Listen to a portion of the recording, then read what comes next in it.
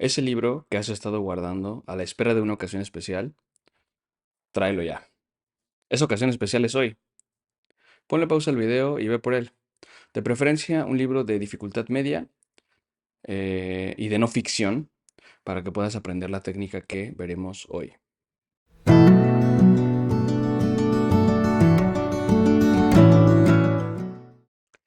Bienvenida, bienvenido a la segunda sesión de técnicas avanzadas de lectura. Vamos a ver el día de hoy lectura inspeccional. Mi nombre es Abraham y mi propósito es compartir estrategias y técnicas para aprender, pensar y crear mejor. Durante mi primer año estudiando el doctorado en antropología social, me vi muchas veces en la situación de tener que leer un texto largo y complejo en muy poco tiempo. En una ocasión recuerdo que tuve 12 horas para leer y preparar una presentación sobre una tesis de arqueología y además tenía que presentársela a el propio autor de la tesis, que era mi profesor.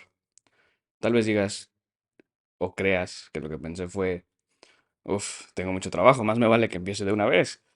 Tomó la tesis, página uno, no, error, tache. Lo que hice fue una lectura inspeccional.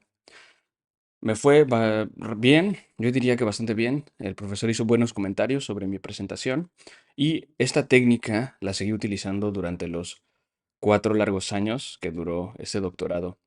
Estoy apenas terminándolo y fue una de las técnicas más importantes, de hecho la más importante, la más útil en todo caso para terminar el doctorado. Y no solo eso, ya que mientras estudiaba, pues también tenía un trabajo de tiempo completo que era muy demandante cognitivamente.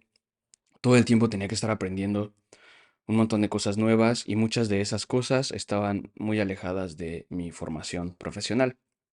En todos estos casos, la lectura inspeccional fue un instrumento invaluable. Y entonces espero que después de estas sesiones y que lo practiques un poco más, también se convierta en un instrumento invaluable para ti y para tu práctica. Y es que, como ya comenté, creo que esta es la técnica más importante de todas las que vamos a ver hoy. Es la más frecuente, la más recurrente, la que más vas a usar y además es la más es necesaria para poder acceder a otras técnicas un poco más avanzadas de análisis. Además, creo que en realidad puedes resolver el 90% o más de tus necesidades de lectura utilizando esta técnica. En verdad, lo creo. Pues veremos esta técnica en 2 sesiones al menos.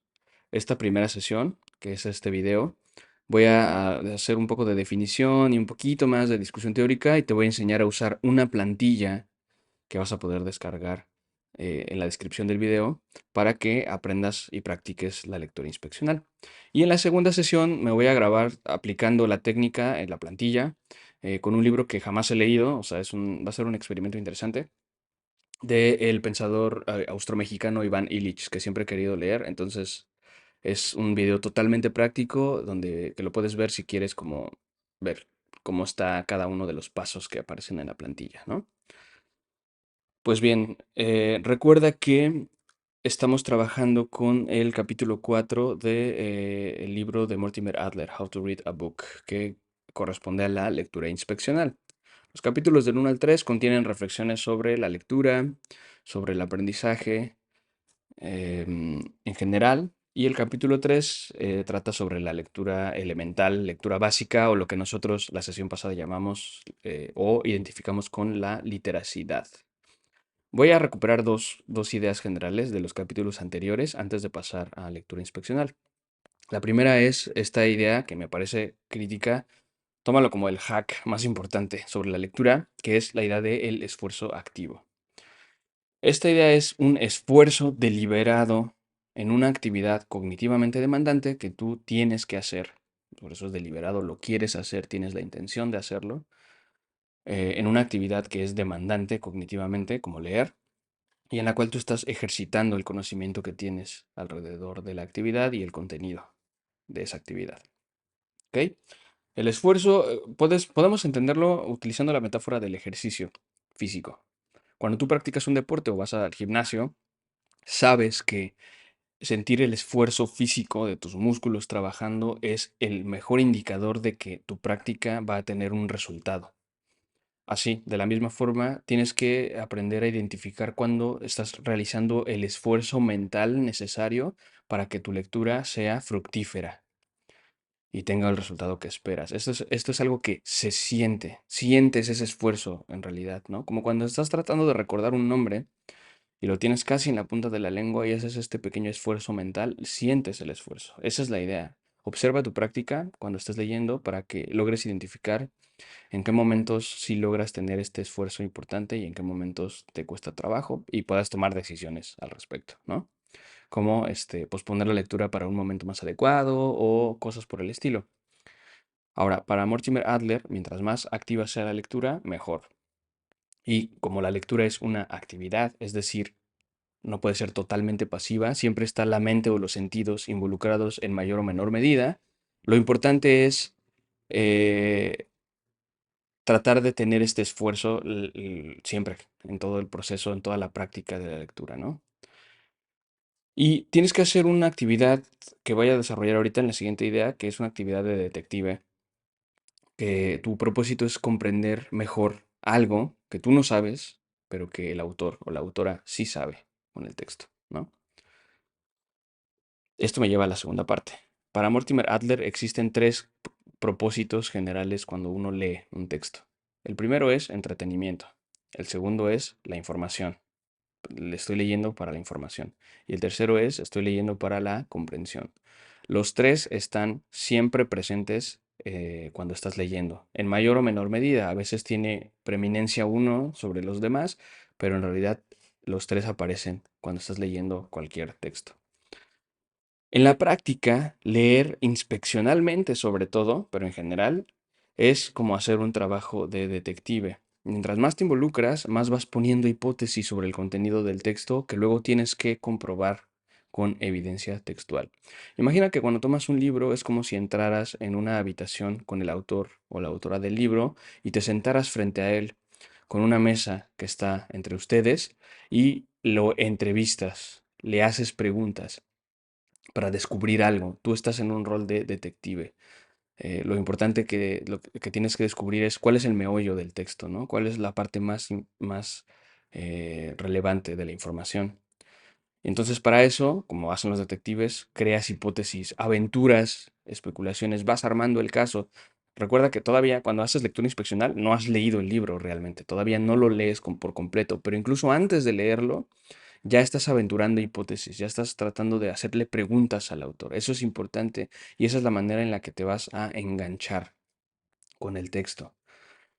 Gracias a esta metáfora de ser un detective que estás entrevistando al libro y le estás haciendo preguntas al libro, te puedo dar como tres reglas generales importantes, ¿no? En tu práctica de lectura. Primera es, no tengas miedo de especular, de aventurar hipótesis, incluso antes de estar leyendo por completo el libro. La segunda es, tampoco tengas miedo de equivocarte, de que esas hipótesis sean falsas. No te cases con una hipótesis solo porque fue la primera y te pareció que era increíble y buena. Considera que, como cualquier detective, estás tratando de armar un caso aunque no tienes siempre toda la evidencia disponible, ¿no? Entonces tienes que estar siendo cuidadoso con las hipótesis que manejas y no pasa nada que te equivoques. Para eso son las hipótesis, ese es su propósito, ponerlas a prueba, ¿no? Y eso me lleva al tercer tip. No dudes en corregir rápido tus hipótesis. No dudes en descartar una idea que tienes sobre un texto en cuanto encuentres evidencia en el propio texto de que esa idea es falsa o está mal encaminada, ¿no? Cámbialas. Es parte importante del proceso de extraer el valor de un libro. Estas tres cosas me van a permitir involucrarme de manera activa con el texto. Son actitudes que tú puedes tomar a lo largo del el proceso de la lectura y que te van a permitir permanecer activo todo el tiempo respecto al libro, ¿ok? Ahora vamos a pasar a la lectura inspeccional. Te voy a presentar de manera muy rápida un diagrama en qué consiste y luego vamos a ver cómo la puedes aplicar utilizando la plantilla, ¿ok? Bueno, este es el diagrama. La lectura inspeccional es, en primera instancia, una lectura para la información, que lo que hacen los detectives es eso, encontrar información. Eso es tu objetivo principal, identificar la información. Antes de comprender, antes de filosofar, antes de analizar a profundidad, necesitas información sobre la cual hacer un análisis, ¿ok? También es la mejor lectura posible cuando tienes un tiempo limitado. Otra vez, si tienes poco tiempo, si eres estudiante o trabajas con lectura de manera recurrente, por lo general tienes poco tiempo, lo peor que puedes hacer es agarrar el libro y página uno y esperar a que tengas la suerte de terminar, ¿no? Y a ver hasta dónde llegas. No, mal, muy mal, alto, detente, no lo hagas. Tienes que hacer lectura inspeccional, eso es lo mejor que puedes hacer, es la mejor estrategia que puedes aplicar cuando tienes un tiempo limitado. Ahora, tampoco creas que esta es la técnica que utilizas únicamente cuando tienes un tiempo limitado. Mortimer Adler te recomienda utilizarla siempre, porque incluso para hacer lectura analítica, cuando ya hiciste la inspeccional, hay un montón de cosas que se te facilitan, ¿no? A la hora de profundizar. Entonces no confundas que es la mejor técnica cuando tienes un tiempo limitado con esa es la técnica que uso cuando hay poco tiempo, ¿no? Cuando tengo prisa, no. Bueno, el diagrama dice que la lectura inspeccional tiene dos momentos o dos fases. Mortimer Adler te dice que esto es bueno, que lo entiendas así como en dos momentos para entender en qué consiste, pero que cuando ya dominas la técnica, en realidad es como si lo hicieras en una sola actividad, ¿no? Es una sola actividad. Pero al principio, para entenderla y practicarla, nos conviene dividirla en dos. Estos dos son la prelectura y la lectura superficial. La prelectura, que él también llama systematic skimming, que podríamos traducir como un barrido o una limpieza de paja sistemática, consiste en prestar atención y leer todos los elementos paratextuales del libro. ¿Qué son los elementos paratextuales? Son pues el título, la portada, la contraportada, las solapas del libro si las tiene, ahorita lo veremos qué es eso, la introducción, las hojas de notas del editor, de notas del traductor, el índice es importantísimo y los diferentes tipos de índices, ¿no? Las tablas de contenido, los índices temáticos, los índices de figuras, etcétera. Todos esos elementos que rodean al texto y algunas partes del texto leerlas con el objetivo de encontrar varias cosas claves del texto. ¿Qué son esas cosas? La estructura, el propósito del autor o de la autora, el género al que pertenece el libro, específicamente, los conceptos más importantes y los argumentos, ¿no? Y si es un libro de ficción, parecido a conceptos y argumentos, como las ideas más importantes, los eventos o escenas o situaciones más importantes y los argumentos narrativos también. Y la lectura superficial consiste básicamente en una lectura de corrido, que tú haces de principio a fin, ahí sí ya de todo el texto, con dos reglas muy importantes que no puedes romper. La primera es no te puedes detener y la segunda es no te puedes regresar. Eso es obligatorio para hacer lectura superficial. No te puedes detener y no te puedes regresar. ¿Ok? Lectura superficial. Ahora, puse una tercera cosa allá abajito que dice lectura rápida entre como signos de interrogación. Porque aquí es donde la cuestión de la lectura rápida y los cursos de lectura rápida por lo general cobran importancia. Una nota sobre contexto es que cuando Adler publica, sobre todo me parece que en la segunda edición del libro, los cursos de lectura rápida están muy de moda en Estados Unidos. Me parece que ya no están tan de moda, no sé tú qué opines, pero siguen apareciendo cuando tú estás ahí buscando, googleando cómo mejorar mi lectura. Te siguen apareciendo y me parece interesante que ahondar un poco más en la opinión de Adler al respecto. ¿Y qué es lo que opina Adler? Bueno, él no dice que estén mal, solamente dice que no resuelven los problemas más importantes de la lectura, ni siquiera los más interesantes de la lectura.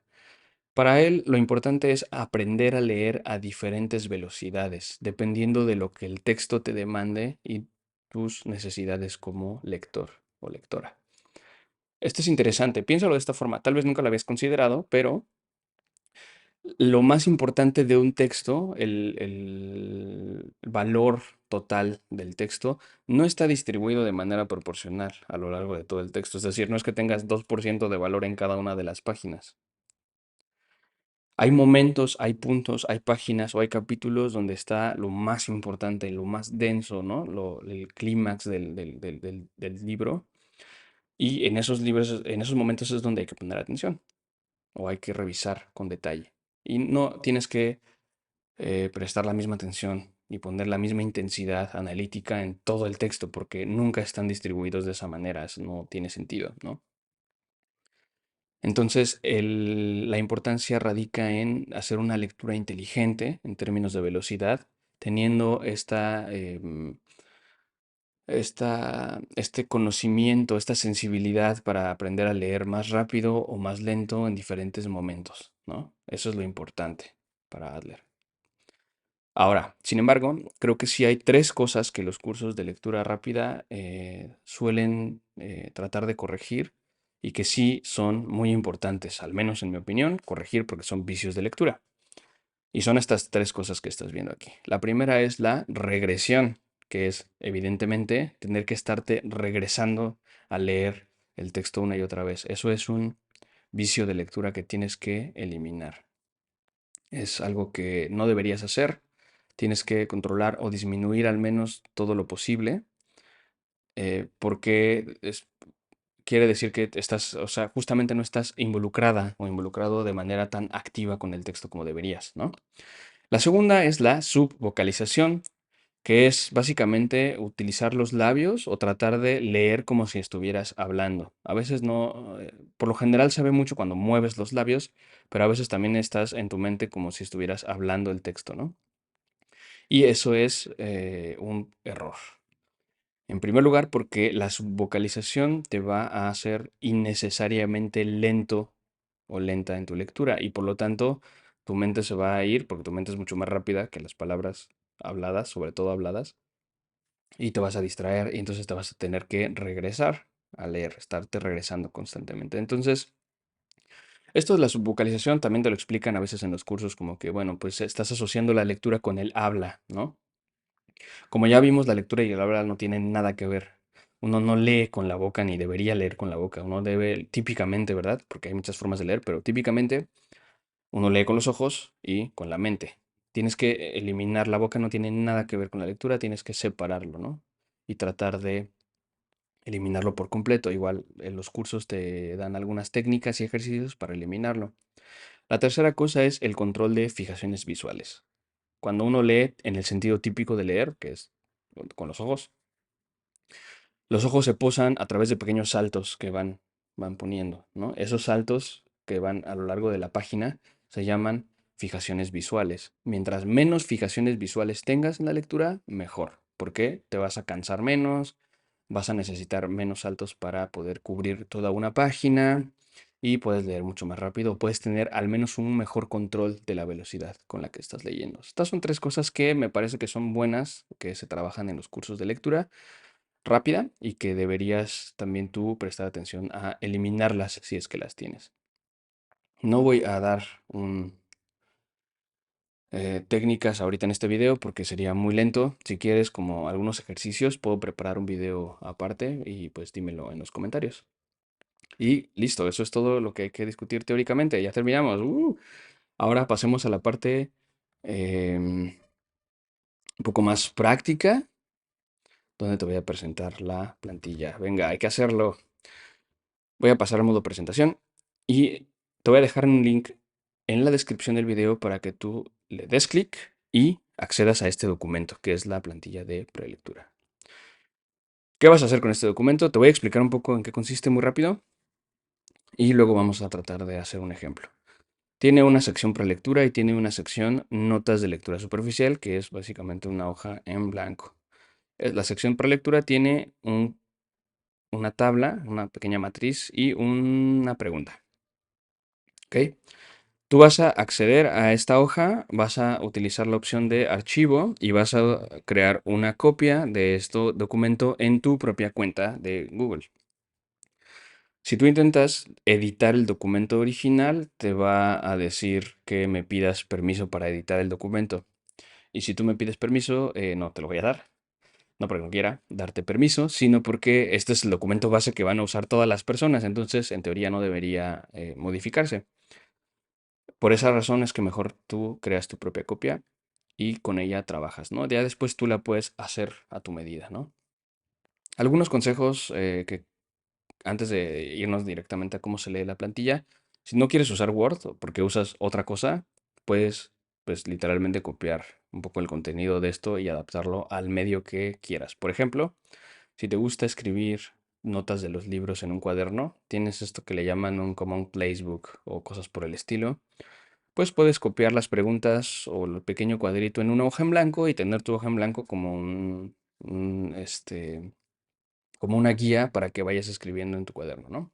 Si usas Notion, Obsidian o alguna de esas aplicaciones, igual puedes crear una versión adaptada de esta plantilla, ¿no? En esas aplicaciones.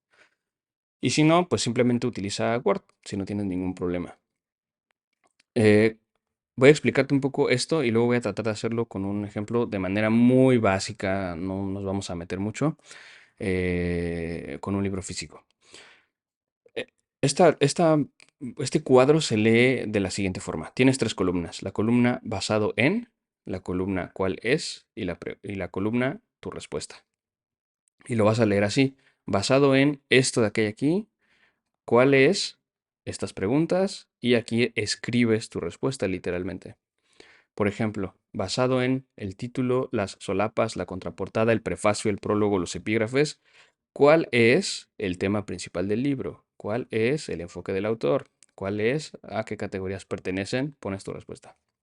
Luego, basado en la tabla de contenido, los índices, los apéndices, ¿cuál es la estructura del libro?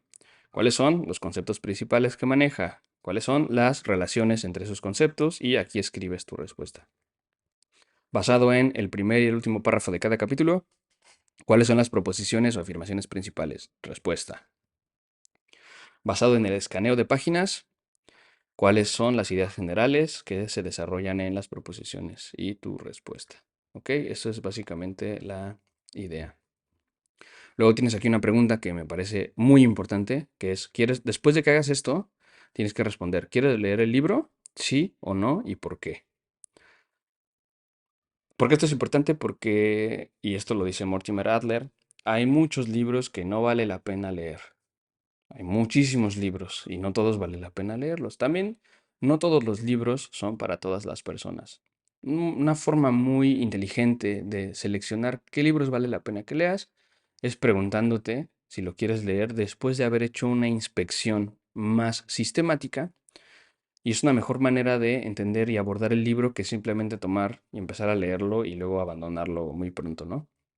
Entonces, esta pregunta es una pregunta reflexiva con la intención de que tú evalúes si quieres o si te sirve para el propósito que quieres leer el libro, ¿no? Y por qué. Escribir sobre eso es importante. Yo te sugiero que no te saltes la pregunta. Y luego tienes notas de lectura superficial. ¿La lectura superficial cuál es?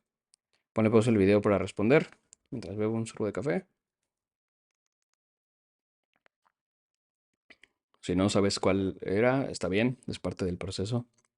Recuerda que la lectura superficial es una lectura de corrido de todo el texto que cumple dos cosas. No te puedes detener y no te puedes regresar. Y en este caso, cada que termines un capítulo, para este ejercicio te vas a regresar, o te vas a detener más bien cada que termines un capítulo para escribir. Lo que entendí del capítulo uno fue tal, tal, tal, tal, tal, tal. Luego haces lectura superficial del capítulo 2, terminas el capítulo 2, pones el libro boca abajo y escribes. Lo que entendí del capítulo 2 fue ta, ta, ta, ta, ta, ta, y así, ¿no? Ese es el objetivo, por eso es una hoja en blanco, porque pues, cada capítulo, cada que te quieras detener, lo que tienes que hacer es escribir haciendo énfasis en lo que entendiste. Esto es muy importante. Necesitas primero fijarte en lo que sí entiendes del texto. No vas a entenderlo todo, ni todo a la primera, mucho menos, ¿no? Sobre todo si el texto es complejo. Eso es natural. Pero si te enfocas más en lo que sí estás entendiendo que en lo que no estás entendiendo, tienes la base, estás anclada o anclado ya a poder expandir más el análisis sobre el texto. Muy bien, bueno, vamos a hacer un ejercicio muy rapidísimo, no va a ser gran cosa. Mira, lo voy a hacer con este libro que se llama la novela El novelista y su editor de Thomas McCormack, editado por el Fondo de Cultura Económica. Ya patrocíname, Fondo de Cultura Económica. Le voy a pedir una comisión, solo he citado libros del fondo. Es un libro que nunca he leído. No voy a hacer un gran performance el día de hoy, solamente te voy a indicar más o menos cuáles son cada cosa, ¿no? Entonces, por ejemplo, basado en título, la novela, el novelista y su editor. Solapas, contraportada, prefacio, prólogo. ¿Cuál es el tema principal? ¿Cuál es el enfoque del autor? ¿Y a qué categorías pertenecen? Ok. Título, la novela, el novelista y su editor, de Thomas McCormack. Acá, contraportada. Es, son dos párrafos eh, que presentan más o menos un resumen del libro en el segundo párrafo y una breve semblanza de por qué el autor está escribiendo lo que está escribiendo, ¿verdad? Luego las solapas son estos pequeños extensiones del encuadernado, sobre todo cuando es encuadernado de pasta blanda, y que tienen información extra. A veces solo es publicidad, a veces sí tiene cosas importantes sobre por qué el autor está escribiendo. Lo importante de estos pequeños textos es, aquí hay otro, ¿no? Hay que leerlos. Por ejemplo, este es el perfil del autor, te está diciendo quién es. Esto es importante porque como tú eres un detective, te importa quién es el que está escribiendo, porque eso te da información sobre cuál es su propósito, cuál es su intención. Esto, por ejemplo, es sobre la colección de libros sobre libros del Fondo de Cultura Económica, una colección increíble que, pues, por eso estoy cite y cite cosas de ellos, ¿no? También la contraportada, las solapas, el prólogo, los epígrafes. Aquí hay una nota del editor. Yo tendría que leer la nota del editor. El editor tiene algo que decirme. Por alguna razón, dedicó tiempo a escribir una nota al respecto. A veces el traductor tiene algo que decir. Esas son cosas importantes. Luego hay una introducción a la segunda edición. Interesante. Eso quiere decir que, soy detective, acuérdate, ¿eh? Si hizo una introducción a la segunda edición, quiere decir que quiere decir más cosas de las que dijo en la introducción a la primera edición. Quiere hacer algunas acotaciones o correcciones. Esto me va a dar información sobre la intención que tenía, sobre qué correcciones está, o cómo está repensando la cuestión que trata en el libro, la novela, el novelista y su editor. Luego, si tiene algunos epígrafes, que son estas como pequeñas citas que utiliza para introducir el texto. Una cita de Maxwell Perkins, una cita de un editorial del Runner's World y una cita de Rudyard Kipling, eh, que son sobre editores, ¿no? Entonces, esto ya me está dando un montón de información. ¿Cuál es el tema principal del libro? El proceso de edición y su relación con la novela y los novelistas, ¿no? ¿Cuál es el enfoque del autor? Hasta ahorita parece que es un enfoque ensayístico, tal vez un poco didáctico, tal vez me va a enseñar algo sobre el proceso de ser un editor. Es muy posible. También sobre ser un editor y ser un autor, ¿no? Incluso podría servirme si yo quiero autopublicar este libro, ¿no? Por ejemplo, la nota del editor comienza con la siguiente oración. Es imposible enseñar a escribir una novela. Es una especie de punto de partida. Este libro va a hablar de escribir y editar novelas, ¿no? En un enfoque parece ser ensayístico y tal vez didáctico, porque tal vez me esté enseñando algo, o tal vez simplemente me va a dar su opinión, seguramente. ¿Y a qué categorías pertenece? Bueno, pertenece a la categoría, me parece, de...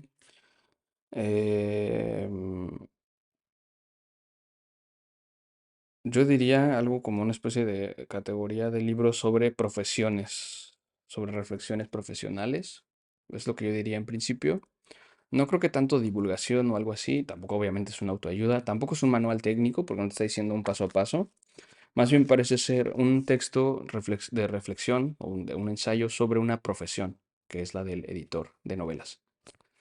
Ok, volviendo acá, tabla de contenido, índices y apéndices, ¿cuál es la estructura del libro? El trabajo con el índice es crítico, es muy, muy importante.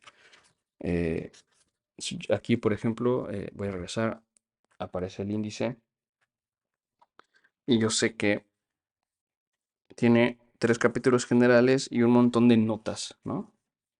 3 capítulos generales y un montón de notas. Esto es interesante. El índice te dice muchísimo sobre un texto. Trabajar sobre el índice es crítico, es algo que vamos a ir aprendiendo en la sesión más práctica, se verá. Y bueno, así, según mi plantilla, luego seguiría el primer y el último párrafo de cada capítulo, ¿no? Entonces voy a leer el primer párrafo, voy a leer el capítulo 1 que se llama La lectura requiere sensibilidad. Y voy a leer el primer párrafo o los primeros dos párrafos y luego me voy a ir al final del capítulo y voy a leer los últimos dos párrafos. Por lo general, en los libros de no ficción esto funciona porque en el primero y en los últimos el autor hace una declaración de lo que va a tratar y luego una conclusión o una recapitulación de lo que fue el capítulo. Entonces te está dando una idea más o menos de cómo va a venir el capítulo. Eso sucede evidentemente en los libros de no ficción.